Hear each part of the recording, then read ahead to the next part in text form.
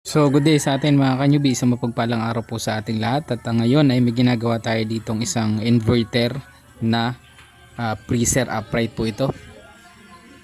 No, at ito ay mag-iisang taon pa lamang sa ating may-ari So ang issue nito mga kanyubi ay ito ay nabutas. So pakita ko sa inyo, bali ngayon pala ay tapos na tayo magkarga, so observation na lang tayo at mayroon na tayong nakukuhang yan o, -1 mga kanyubi. So tingnan natin sa loob kung okay na yung kanyang lamig.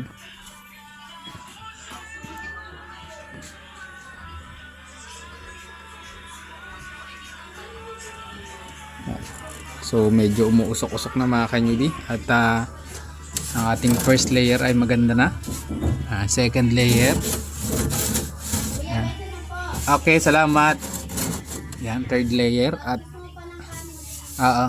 fourth layer ay okay na din. So ito, gumawa na tayo ng yellow. Tingnan natin, ayan o, may mga nagbubuo na.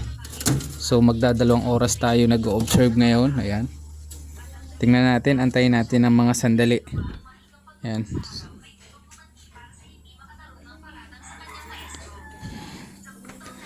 At ang karga natin mga kanyubi ay -1 mga kanyubi. Ayan.